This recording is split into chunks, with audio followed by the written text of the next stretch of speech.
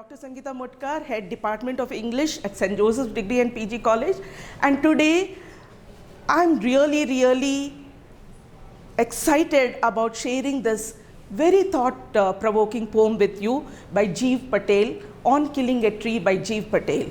Gieve Patel, besides being a doctor, is also an eminent poet and playwright. Now, a little question for you.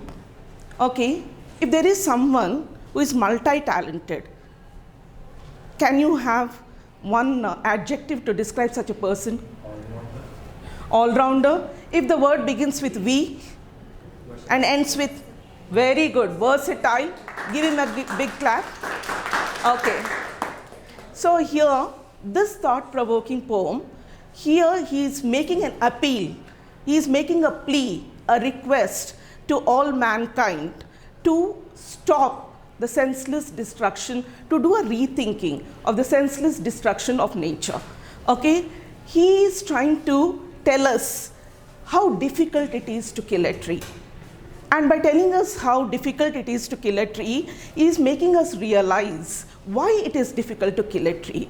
Because it is as much a living organism which has taken years to grow.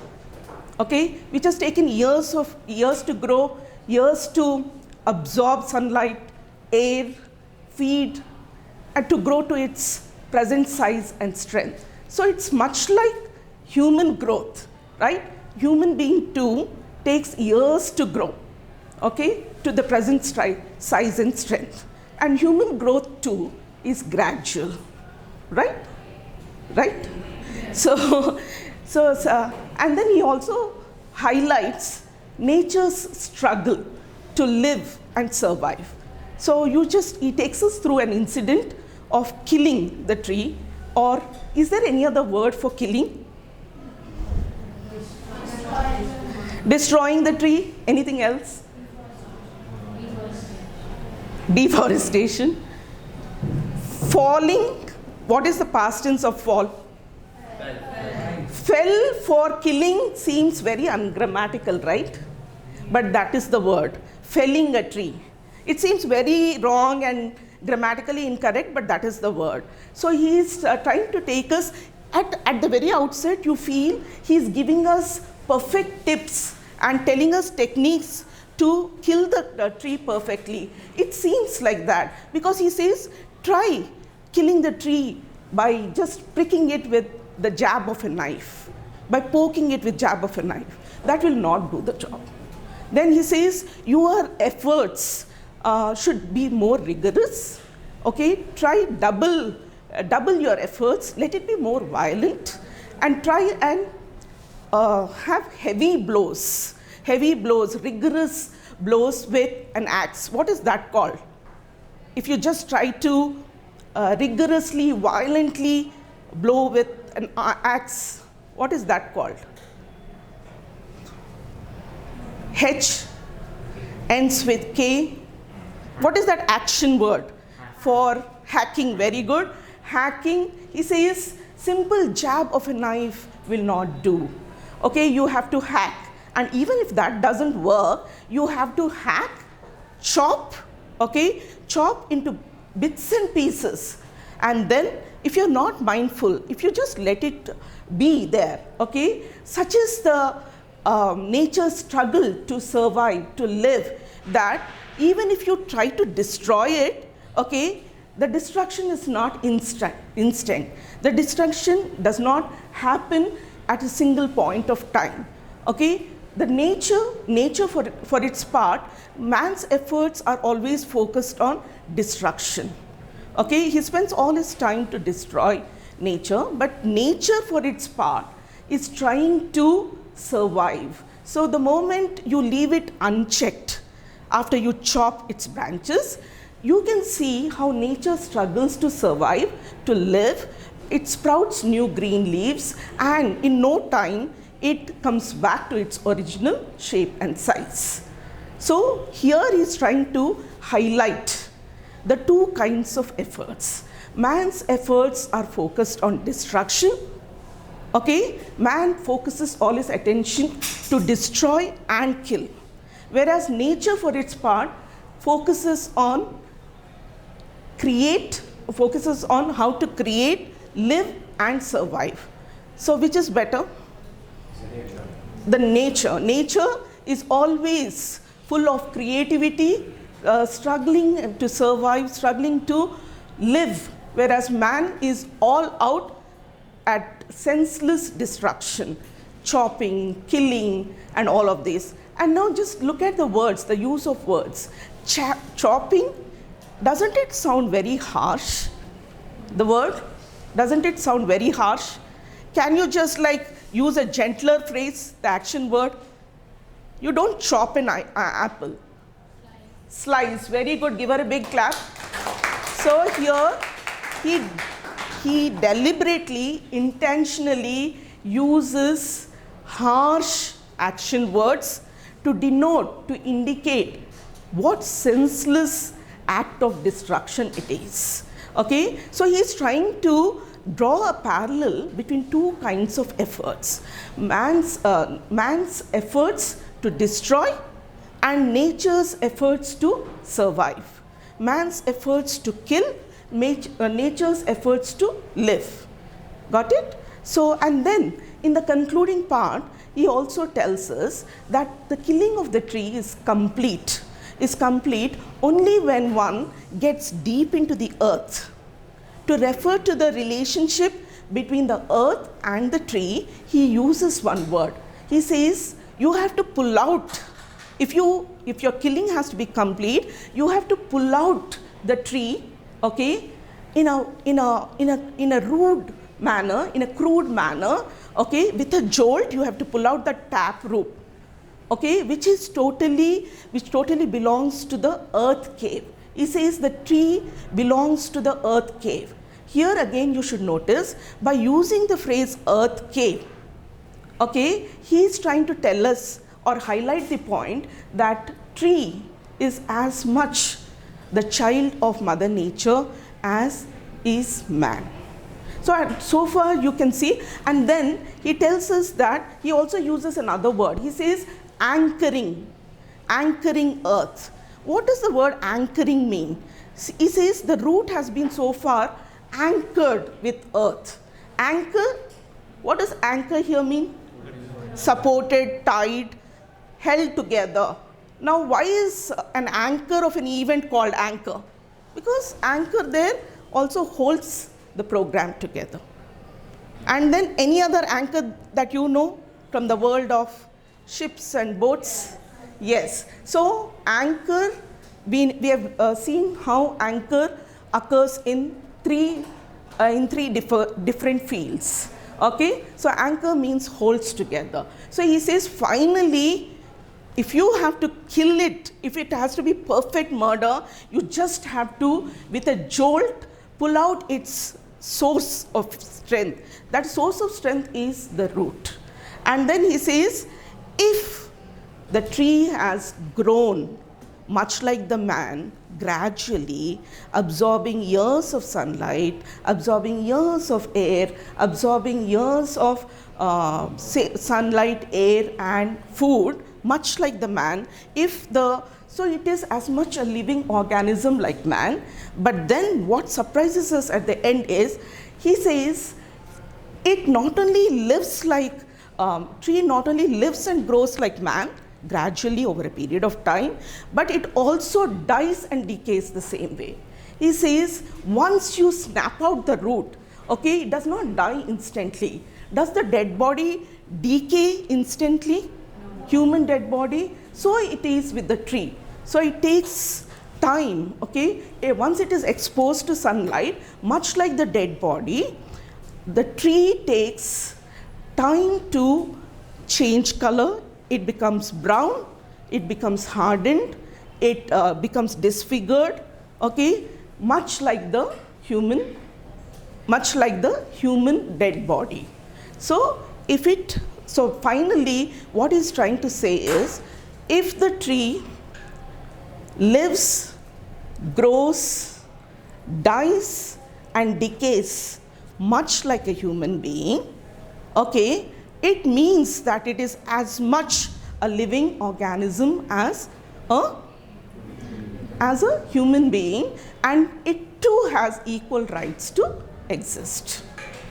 Okay, and then there is another thing, another element to highlight why he thinks that tree has to be considered as a living organism. He uses personification. Does anyone understand? Personification is a technique used by poets to give human qualities to an inanimate thing. For example, he uses words like bleeding bark. Bleeding bark. What does bleeding bark mean? That bark is bleeding, and bleeding doesn't happen to trees, doesn't happen with trees. So using words like pain, sensitive, bleeding bark, choking, all these words are used to describe the process of life and death of a tree. So this is called as personification. Personification is used to highlight the fact that tree too is as much a living organism like man, and it too has right to exist. It too belongs to Mother Earth. It too is a child of Mother Earth with a right to exist. Now let's go through the poem. Okay? Look at the board.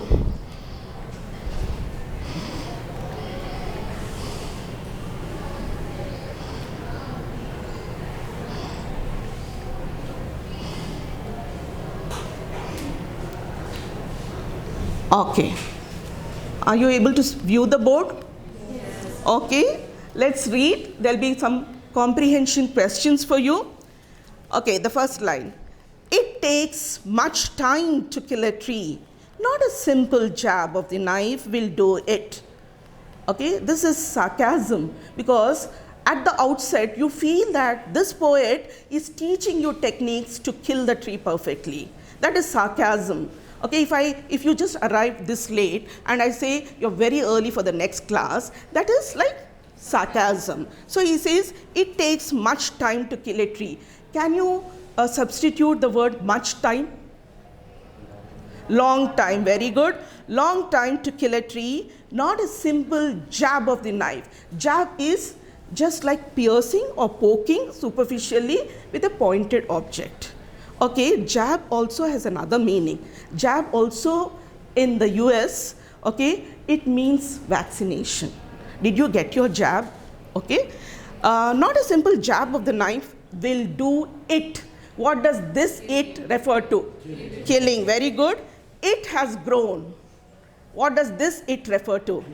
Tree has grown, slowly consuming the earth, rising out of it, the earth, feeding upon its crust. Crust is that very rough surface of the earth, absorbing years of sunlight, air, water, and out of its leprous hide, sprouting leaves. Okay, now here we are introduced to the gradual slow process of the tree's growth. Now just can you pick up 3 words which talk about, which are the same, You can, if there are 3 words which describe its feeding, what are those 3 words? Consuming, absorbing, feeding. Okay, now the word feeding, it is again a personification, because we use this word in relation to human beings, feeding. Okay, so this again is personification. And out of its leprous hide. Are you aware of metaphors, anyone? Suppose I say my mother is a lioness. What does that mean? Comparison which is direct. Suppose I say my mother is like a lioness. What is that? Simile. Very good. So now he is comparing the bark of the tree to the skin, the thick textured skin of a leprosy patient. So he says the bark of the tree is like the leprous hide. Hide is normally the skin of the thick skin of animals. Hide. Okay, so he uses a metaphor. Where is this metaphor? Unusual, right? Normally poets use metaphors from the world of nature, like flowers to compare, or But then here he is using leprosy skin. So he is drawing his metaphors from the world of medicine because he's a doctor. Okay, so leprous hide sprouting leaves. So he says it makes an effort to grow, okay, absorbing years and years of sunlight, years and years of air, water, okay, feeding upon the none too soft surface of the earth. So it's a struggle to grow, and it's a gradual process. Now just give me consuming. What is the noun form? Consumer. Very good. So now next stanza. So hack and chop. He is using action words which are rigorous, violent, impulsive. It just indicates the thoughtless action, the impulsive action of man to destroy nature. But this alone won't do it. This here refers to hacking and chopping. Won't do it is won't kill the tree. Not so much pain will do it. Again you see sarcasm. If you just give that kind of dilute or a simple pain, that will not kill the tree because it is as much a living organism like man. So it says you have to double your efforts at killing. At the outset you feel as though he is giving you tips and techniques to kill the tree, but he is making you realize that if it is really hard to kill a tree, much like a human being, then you have to realize that that is so because its process of growth has been gradual. Much like the human being, it has taken years to grow to its present size and strength. Hence it is difficult to kill the tree. And when you find killing the tree difficult, you have to realize that it is as much a living organism as man. So this alone won't do it. Not so much pain will do it.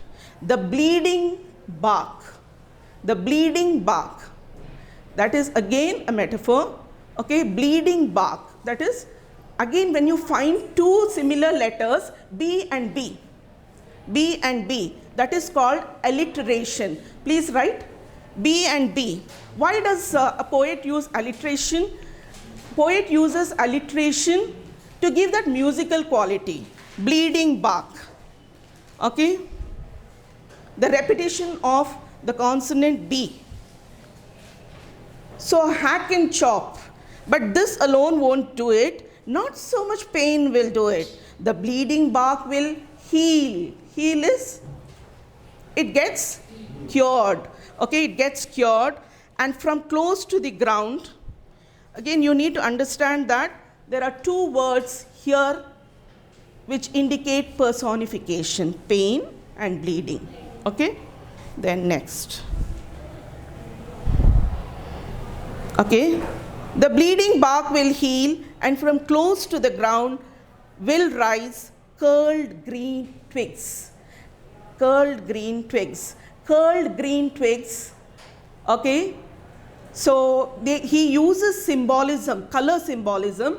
Now I want you to be alert, okay, to this color symbolism. Green is used to indicate life, but some other color is used in the rest of the poem to indicate death. Be quick. When you come across that symbolism, you're going to raise your hand.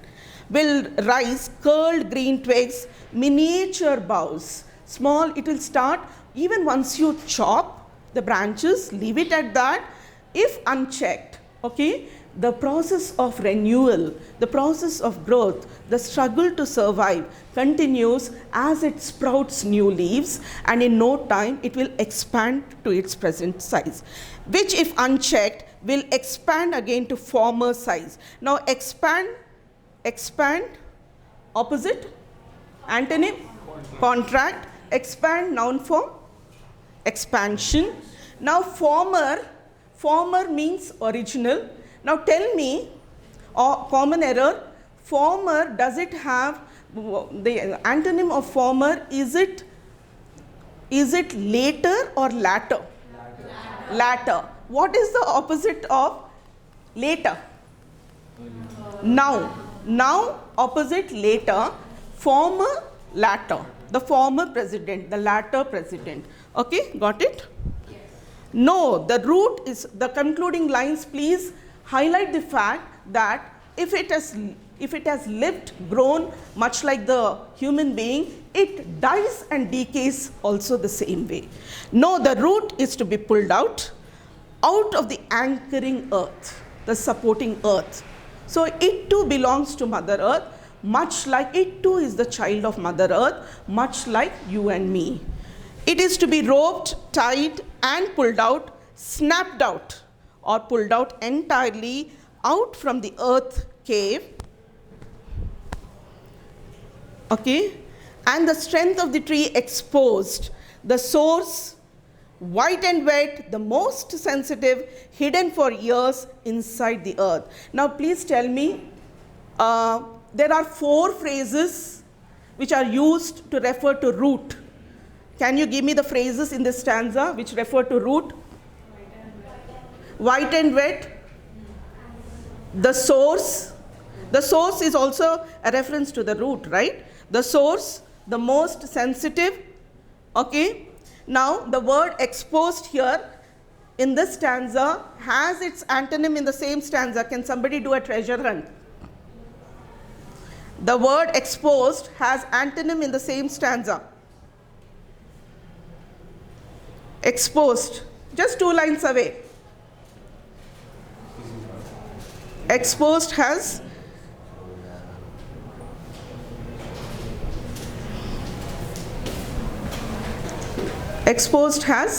antonym in the same stanza. Hidden. Very good. For years inside the earth. So here he is telling us the dying too is not instant. Okay, the killing cannot be instant, the dying is not instant. Okay, then the matter of scorching. What is scorching? Burning hot. See, you should have enough adjectives to describe the weather. The day temperature runs 45 or 50, you say it is scorching hot. It is blazing hot. Okay, scorching and choking. Now again, choking, what is choking? Going breathless. Choking is going breathless, and so choking is also personification. No, I mean, it's only human beings who choke. Okay, choking in sun and air, browning. Did you? Yes, brown is the color symbol for death, whereas green is the color symbol for life. So browning, hardening, twisting, withering, and then it is done. The killing is done completely. Hardening, okay, much like, so the death and decay process is also much like the death and decay process of a human dead body. So when something, okay, when something lives, grows, struggles to live and dies and decays in the same manner as human being, it too can be considered as a living organism with a right to exist. Okay, did you get the point? Yes, then it is done. It refers to? Now hardening, twisting, so it takes time to learn the D words, DE. Suppose something degenerates. What is that called? The body starts smelling. Decay, decompose. Very good, Mustafa.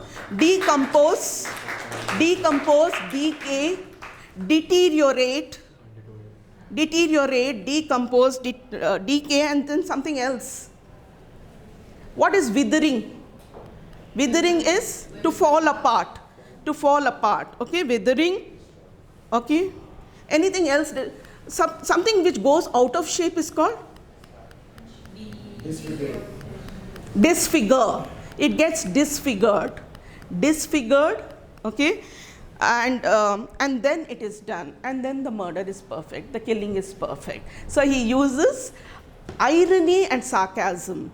Irony, you need to know what irony is. Suppose, I'll give you an example. Suppose I say it is an irony that India, despite having wealth of natural resources, still is rated poor.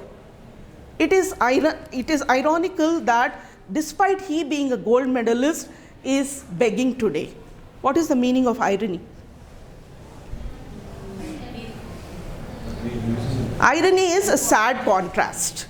Okay, so there is irony which is used, there is sarcasm that is used, and it's a thought-provoking poem. Okay, it's a thought-provoking poem. These are the things that you need to know. Thank you.